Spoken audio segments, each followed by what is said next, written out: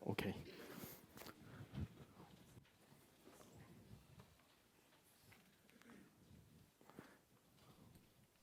안 풀린다고. 못 알아들어? 함수가 불연속인데 함부로 숫자를 바꾸니까 적분 상수를 구할 수가 없잖아. 그게 뭔 소리야? 여러분 이해하셨나요? 제가 지금 여러분들의 표정을 살펴보니 이해하지 못하신 분이 많으신 것 같은데요. 괜찮습니다. 저 또한 5학년까지 수학을 싫어했는데요. 이런 제가 오늘 여러분들께 함수에 대한 마음을 편안하게 해드리도록 하겠습니다. 함수에 대해 발표할 박은찬입니다. 흔히 함수를 싫어하는 저 같은 사람들이 많이 하는 말이 있는데요. 이거 함수 도대체 누가 만든 거야? 먼저 이 질문에 대한 답변을 드리도록 하겠습니다. 먼저 라이프니츠라는 사람이 함수는 펑션, 즉 우리말로 해석을 해보자면은 함수는 무언가를 기능하는 것이라고 합니다. 그 후 오일러라는 사람이 우리가 흔히 함수하면 생각하는 fx식을 처음으로 사용했고요. 그 후 코시라는 사람과 디리클레라는 사람들을 거치면서 함수가 정의됩니다. 근데 지금까지 역사를 살펴보면 다들 펑션이라고 사용했지 아무도 지금 우리가 사용하고 있는 함수라고 말하지 않았습니다. 그럼 이 함수라는 단어는 도대체 어디서 온 것일까요? 바로 중국을 통해서 왔는데요. 중국은 외래어를 받아들일 때 자신들의 말로 바꾸는 특징이 있습니다.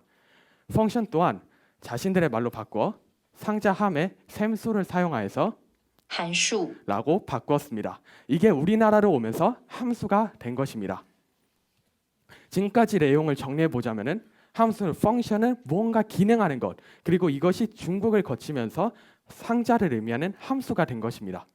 이 두 가지의 의미를 합쳐보자면은 무언가를 기능하는 상자라고 할 수 있는데요. 저는 이것을 보고 자판기가 생각났습니다. 자, 여기서 잠깐 저를 도와주실 분이 계신가요? 네, 권사님, 네, 오늘 와주세요. 자, 여기 자판기가 있습니다. 이 중에서 드시고 싶은 음료수를 하나 선택해 주세요. 네, 역시 초록 매실을 선택하셨는데요. 자, 초록 매실을 선택한 것이 입력값이죠. 그러면은 자판기에서 뭐가 나와야 될까요? 네, 초록 매실이 나와야 되겠죠. 이것이 결과입니다. 자, 여기 나온 결과값입니다. 자, 이것을 가지고 이제 들어가시면 됩니다. 근데 모든 사람이 산이처럼 다 자판기에서 매실을 선택하지 않아요. 어떤 사람은 콜라를 마시고 싶고 어떤 사람은 사이다를 마시고 싶습니다. 그래서 어떤 값을 선택할지 모르니 미지수 x로 두도록 하겠습니다. 당연히 어떤 값이 나오는지도 모릅니다. 그러니 미지수 y로 두도록 하겠습니다. 이 자판기 같은 경우에는 사이다를 누르면 사이다가 나오고 콜라를 선택하면 콜라가 나오는 그런 기능을 하는 거잖아요. 따라서 기능 fx로 두도록 하겠습니다. 이 그림 다들 초등학교 때부터 한 번씩은 보셨을 건데요. 이것이 바로 함수입니다. 어떤 입력값이 어떤 기능을 통하여 결과가 나오는 것, 이것이 바로 함수입니다. 자, 이 식을 우리가 한번 해석을 해볼 건데요. y는 ex, 이 뜻은 어떤 입력값의 2배를 한 것이 이 y 결론이라는 것입니다. 다시 말해서 이 기능을 해석해 보자면은 어떤 값에 2배를 해주는 그런 기능 역할을 하는 함수인 것입니다. 자, 여기에 어떤 값을 넣어도 성립이 되거든요. 2를 넣어도 4를 넣어도 5를 넣어도 성립이 됩니다. 한번 그냥 숫자를 아무거나 임의적으로 넣어보자면 2를 넣으면 2 곱하기 2를 해서 4가 나오겠죠. 3을 넣으면은 2 곱하기 3을 해서 6이 나오고 마이너스 2를 넣으면은 마이너스 2 곱하기 2를 해서 마이너스 4가 나오고 마이너스 3을 넣으면은 마이너스 3 곱하기 2를 해서 마이너스 6이 나올 것입니다. 이것이 바로 함수입니다. 근데 이렇게만 보면은 또 이해를 못할 수 있으니 한번 실제로 문제를 통해 알아보도록 할게요. fx는 2x 플러스 6일 때 f2의 값을 구하시오라는 문제가 있습니다. 여기서 이 fx는 어떤 기능을 하는 거라고 생각하시면 돼요. 그럼 어떤 기능을 하는 거예요? 어떤 값을 넣은 거에 2배를 하고 거기에 더하기 6을 해주는 기능을 하는 함수인 거예요. 그리고 어떤 값을 넣어도 성립이 되는데 이를 넣었을 때 값은 무엇이니 하고 문제에서 물어본 거예요. 그럼 우린 여기 x에 2를 대입만 해주면 됩니다. 2 곱하기 2가 뭐예요? 4죠. 4 더하기 6은 네, 이것이 바로 함수입니다. 그러니까 우리가 포커싱을 맞춰야 하는 것은 함수가 어떤 기능을 하느냐, 거기에 포커싱을 맞춰야 하는 것입니다. 저는 함수를 자기 주제로 하면서 몇 가지의 패턴을 발견했는데요. 그 패턴에 대해서 잠시 나누어 보려고 합니다. 자, fx는 로그 x의 x일 때 f2의 값을 구하시오라는 문제가 있습니다. 자, 그럼 이 문제는 어떤 기능을 한다는 거예요? 어떤 값을 넣었을 때 로그 x의 x를 해준다는 것입니다. 그리고 2를 넣었을 때 값을 물어보는 건데요. 근데 우리는 로그를 어떻게 구하는지를 몰라요. 그러니까 로그 함수를 배우기 앞서 로그를 배우고 로그 함수를 배우고 유리수를 배우고 유리함수를 배우고 유리수를 배우고 유리함수를 배우고 1차 방정식을 배우고 1차 함수를 배우는 것입니다. 또한 함수는 어떤 값을 넣어도 성립이 된다고 했잖아요. 그러니 2를 넣어도 3을 넣어도 5를 넣어도 성립이 되는데 2를 넣었을 때 값은 뭐니? 3을 넣었을 때 값은 뭐니? 2부터 6까지의 값 중에서 최대로 나오는 값은 뭐니? 하고 문제에서 물어보는 것입니다. 자, 이런 함수. 근데 저는 왜 어려워했고 많은 사람들이 어려워하는 이유는 무엇일까요? 이것을 알기 위해서는 먼저 고등학교 교육 과정을 좀 알아야 하는데요. 자, 고등학교에서는 역함수, 유리함수, 무리함수, 로그함수, 그리고 지수함수, 삼각함수, 합성함수 등 여러 가지의 함수를 배웁니다. 그 외에도 도형에서도, 원에서도, 그리고 방정식에서도, 부등식에서도, 그리고 수열에서도, 미적분까지 다 기본으로 깔고 있는 개념이 함수입니다. 함수를 모르면 고등학교 수학을 풀 수 없는 거죠. 다시 말해서 고등학교 수학이 어렵다? 그러면은 함수가 어렵다는 것입니다. 그럼 이 함수는 도대체 왜 어려울까? 중학교 함수가 잘 안 되어 있기 때문인데요. 중학교 때 처음 함수를 배웁니다. 중학교 때 배우는 함수가 근데 개념을 몰라도 풀 수가 있어요. 그러니까 대입만 잘하고 예제만 몇 개 외우면 풀 수 있습니다. 이거는 고등학교 1학년 2학기에 나오는 함수 책인데요.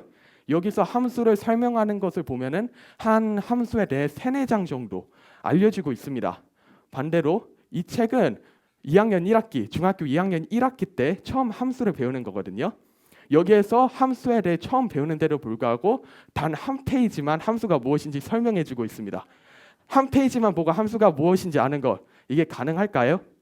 네, 아쉽게도 아는 것이 불가능합니다. 그럼 어떻게 하면 함수를 잘 이해할 수 있을까요?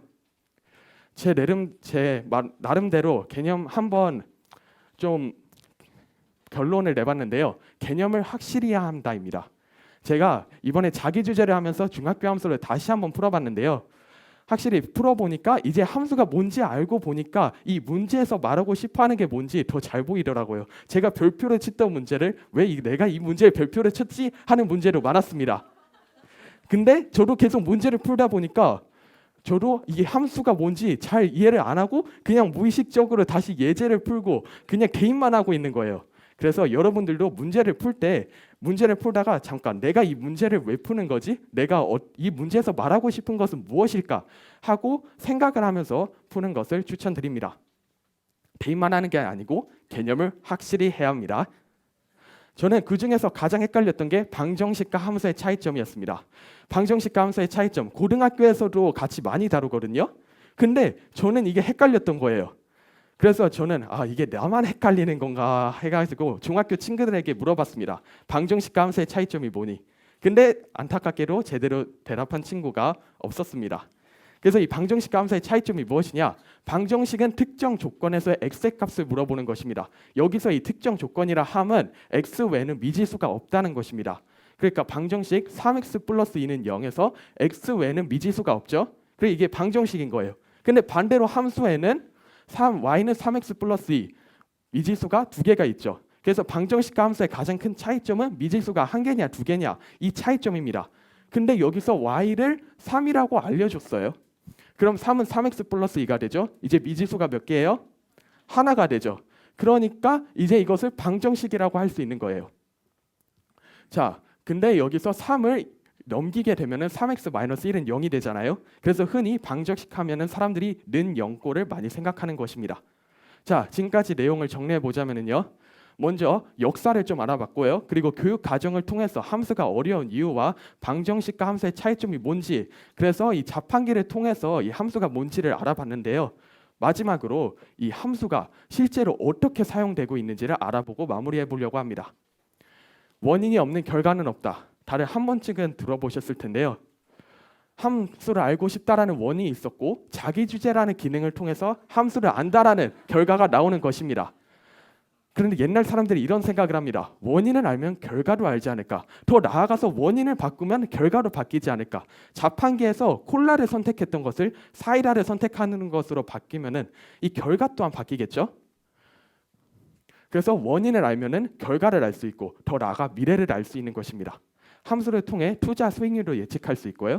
날씨도 예측할 수 있고 내비게이션 동안 함수로 이용이 되는 것입니다. 그 외에도 유튜브, 인스타그램, 페이스북, 네이버, 구글 이 모든 것의 공통점이 뭐예요? 커뮤니케이션이 뭐냐? 이 코딩을 통해 만들어졌다는 것인데요. 이 코딩 또한 함수입니다. 코딩은 네이버를 클릭할 시 네이버가 실행되라라는 이 함수를 만드는 것이 코딩인 것입니다. 그러니까 어떻게 보면은 제가 이 포인터를 누르는 게 슬라이드가 넘어가는 이것도 함수라고 할 수 있는 거죠. 저희 일상생활에는 알게 모르게 함수가 많이 사용되고 있습니다. 저는 이 세빛학교를 어떻게 보면 하나의 함수가 아닐까라는 생각을 했습니다. 믿음의 2, 3세대가 하나님을 알고 싶다라는 이 기능을 통해서 하나님의 군사가 된다는 이런 결과가 나오는 것입니다. 저는 지금 이 세빛학교에서 훈련을 받고 있는데요. 저는 세빛학교에서 훈련을 잘 받아서 앞으로 세상에 나가서 하나님의 군사로 쓰임받을 수 있도록 지금 열심히 노력하도록 하겠습니다. 들어주셔서 감사합니다.